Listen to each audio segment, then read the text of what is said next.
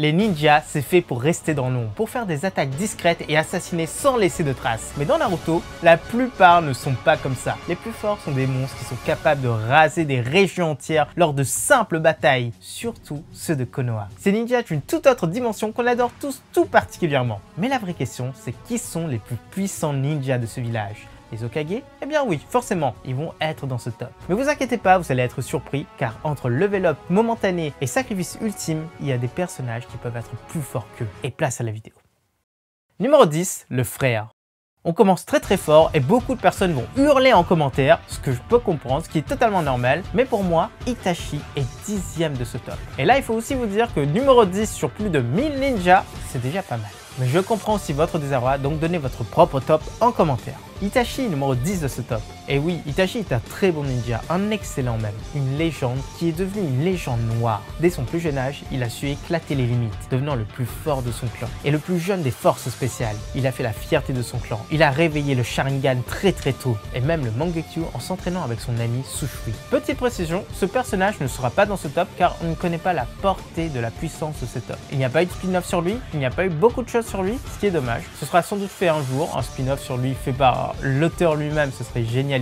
Mais pour l'instant, je ne peux pas l'intégrer à ce top sans toutes ces informations. Itachi, quant à lui, a tué toute sa famille de sang-froid. Tout ça parce que ces personnes manigançaient un énorme coup d'état. Et bien sûr, il a été aidé par Tobi dans tout ça. Son temps dans l'Akatsuki n'est pas le reflet de sa gloire. Il commence déjà à perdre sa lumière et avait déjà développé une maladie grave. Mais quand même, il surpassait toujours Orochimaru, comme nombre de membres de cette organisation. A-t-il montré son full potentiel? Bien sûr que non, ce personnage ne l'a pas fait. Mais on se base ici sur ce qu'on sait de lui.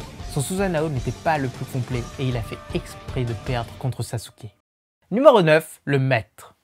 Parmi tous les départs tragiques de Naruto, il y en a qui marquent beaucoup plus que d'autres. Et on se souviendra longtemps de cet homme qui avait annoncé qu'il n'allait pas mourir, ce fameux Jiraiya. Il était le maître des plus grands élèves et l'élève du plus grand des maîtres. Et oui, il était surpuissant. C'était un vrai ninja capable de grandes invocations et surtout d'utiliser le Rasengan. Il a même été pressenti pour devenir Hokage. Mais forcément, ce n'était pas son tempérament ni son but. On retiendra forcément sa forme crapaud, bien étonnante, mais qui était quand même très puissante. Malheureusement, il a perdu contre Pain, mais c'était le développement de ce personnage et je pense que personne ne peut en vouloir à l'auteur car ça a permis à Naruto d'évoluer très rapidement. À ce niveau, on doit quand même rajouter une personne qui est dit explicitement comme étant de même niveau que lui. C'est forcément Orochimaru, l'homme le plus flippant du monde. Et d'ailleurs, son petit surnom, c'est l'increvable, car il est vraiment increvable. Même aujourd'hui, il vit tranquillement, il n'est même pas puni pour toutes les conneries qu'il a fait avant la fin de Naruto. Numéro 8, le vieux. Un personnage est vendu comme le plus puissant au tout début du manga. C'est forcément l'Hokage de Konoha, le 3e du nom, Sarutobi. Derrière ses airs de papy pantouflard, il a tellement aidé le monde des ninjas. Et dans sa jeunesse, il était un guerrier sans équivalent. Nommé le professeur à cause de tous les jutsu qu'il maîtrisait. C'était l'élève des deux précédents Hokage. Ces deux-là ont vu en lui l'avenir et la puissance. Son invocation aussi est incroyable, sans parler du fait qu'il rivalise avec Orochimaru alors qu'il était très vieux, très mal en point et au bord de la mort.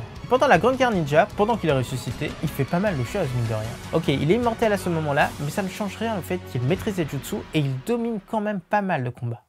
Numéro 7, le rapide. Quoi? On a mis Minato aussi bas que ça? Bien sûr que non. C'est l'autre rapide de Naruto. C'est tout simplement le 2e Hokage. Car oui, lui aussi il est très rapide. Il a même inventé le jutsu de téléportation. C'est un véritable génie qui a traversé les âges en tant que légende. Et surtout car il a maîtrisé et créé énormément de jutsu. Car après tout, le Kagebunshin, c'est aussi l'une de ses techniques. Il était craint par pas mal de personnes. Il a même tué le petit frère de Madara, un Uchiwa qui avait le Mangekyo Sharingan. Et oui, il avait gravement blessé et celui-ci est mort de ses blessures. Il est peut-être un peu bas pour vous, mais nous on trouve que c'est assez cohérent. Cet homme n'était pas le plus puissant, mais il maîtrisait énormément de techniques et il était craint par pas mal de personnes. Numéro 6, le greffé. La Team 7 est presque entièrement dans ce top. Sakura sera numéro 1 et ceci est un spoil. Non, c'est pas vrai, elle peut pas être dans ce top. Mais Kakashi mérite largement d'être numéro 6 de ce top. Oui, pour nous, il est au-dessus de 2 Hokage, car oui, il a énormément de choses. Mais on parle surtout du Kakashi de la fin de la Grande Guerre Ninja, c'est-à-dire le Kakashi avec toutes toutes les évolutions possibles qu'il a eues dans sa vie. Le Kakashi qui a existé pendant 10 minutes et qui avait 2 Sharingan. L'une des dernières surprises de Maître Kishimoto. Déjà que Kakashi était surpuissant, mais avec ce pouvoir, il était capable de créer un Susanoo et de révéler les vrais pouvoirs de son Mangekyo. Il pouvait passer à travers les choses, il a survécu et blessé Kaguya. Il pouvait changer de dimension, il pouvait même la suivre si possible. C'était plus que la puissance d'un Hokage classique. D'ailleurs, à la fin de Naruto, même sans Sharingan, parce qu'il a perdu les deux, il va devenir Hokage. Ce qui montre à quel point il est puissant. Numéro 5, le père. Et là, on passe à l'un des rois de Naruto, le seul et l'unique Minato, l'homme le plus rapide du game, l'éclair jaune de Konoha. Sans surprise, il est dans tout autre niveau. Il a appris le jutsu de téléportation et voilà, ça lui a donné la plus grosse réputation de son époque. Il a battu le futur Raikage, il a mené la 3e grande guerre ninja à son terme. Il a inventé le Rasengan et tous avaient hâte de se rendre à chaque fois qu'il l'apercevait. Et son prime, c'était après sa mort, car il va sceller Kyuubi en lui et il va le maîtriser bien vite. Un véritable surhomme cet homme, ou un sur-ninja pour le coup. Numéro 4, le premier.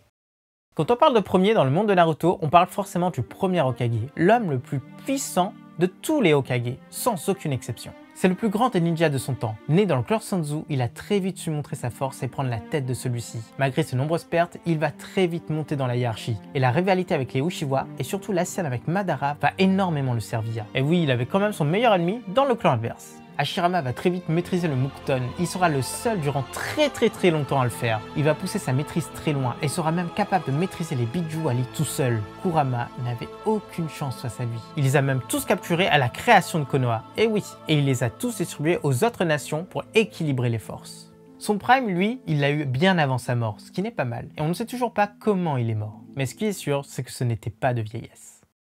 Numéro 3, le monstre. Le numéro 3, c'est tout simplement Obito Uchiwa. Et oui, c'est un choc, mais c'est la vérité. C'était un homme qui a fait partie de Konoha à un moment donné et il est devenu surpuissant à un autre moment. C'est le premier grand ennemi de la guerre finale. Il a caché son identité durant très longtemps. Et il a éveillé son Mangekyo très jeune également. Et pendant la Grande Guerre, il a absorbé la plupart des démons à queue. Ok, il a perdu la tête. Mais il était tellement puissant que personne, quasiment, ne pouvait rivaliser avec lui. Même les Hokage perdaient les uns après les autres. C'était le Junchuriki du démon à 10 queues, malheureusement, il n'était pas complet. Numéro 2, les deux. Et là, on a 2 personnages en numéro 2 de ce top. On est d'accord, on parle ici de Naruto et de Sasuke, les 2 personnages les plus importants de l'œuvre. Ces deux-là sont des personnages bien différents, et la rivalité est la base du manga. Mais Naruto, lui, il a dû lutter et encore lutter pour devenir quelqu'un. Le vrai sens de ce manga. Et il est devenu super fort quand il a reçu une partie des pouvoirs du Rikudo. C'est son prime, littéralement. De l'autre côté, Sasuke, lui, devient surpuissant quand il éveille son Susanoo et quand il obtient également le Rinnegan + de la part du Rikudo. Il peut se téléporter à courte distance, il peut absorber le chakra et il peut faire bien d'autres choses. Quant à Naruto, il faut aussi rajouter qu'il a une partie des pouvoirs de tous les démons à queue, ce qui n'est pas rien et donc qui rend les 2 personnages ultra puissants. À la fin, ils ont perdu une partie du pouvoir du Rikudo, mais ce n'est pas leur prime, donc on n'en parlera pas ici. D'ailleurs, leur bataille finale est digne des plus grandes batailles de tous les mangas confondus. Numéro 1, le ressuscité. Une légende vient du clan Uchiwa, la légende d'un homme d'une puissance supérieure à celle des autres et qui était le meilleur chef de son clan. Son nom, c'est Madara Uchiwa et il est aussi fort que manipulateur car il voulait un monde sans guerre, un monde sans violence, un monde où tout le monde réalise ses rêves. Étonnant pour une personne pareille, non? Lui qui ne faisait que se battre. Mais en fait, c'est normal, vu tout ce qu'il a vécu. Mais il n'a pas trouvé la bonne solution. Pire, il s'est bien fait manipuler. Mais dans tout ça, sa puissance est sublimée lorsqu'il absorbe tous les démons à queue. Et il devient l'équivalent du Rikudo. Presque un Otsutsuki avec les vêtements aussi. Il a même les cornes, le mec.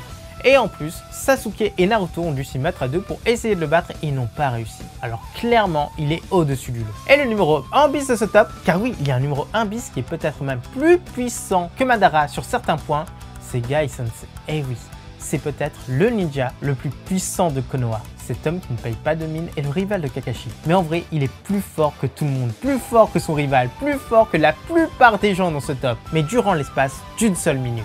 Quand il ouvre toutes les portes, il sacrifie sa vie, mais devient l'homme le plus puissant de Konoha. Il a failli mettre à terre Madara, il a poussé dans ses retranchements, et il aurait pu l'abattre s'il n'y avait pas la douleur qui était associée. D'ailleurs, petit point très important, il n'a pas été là pendant la plupart des batailles, et surtout, il n'était pas là lors de la bataille contre Pain. Peut-être aurait-il ouvert la dernière des portes, serait mort, mais il aurait battu Pain. Pendant tout le manga, Kishimoto l'a baladé, et à la fin, il l'a sublimé.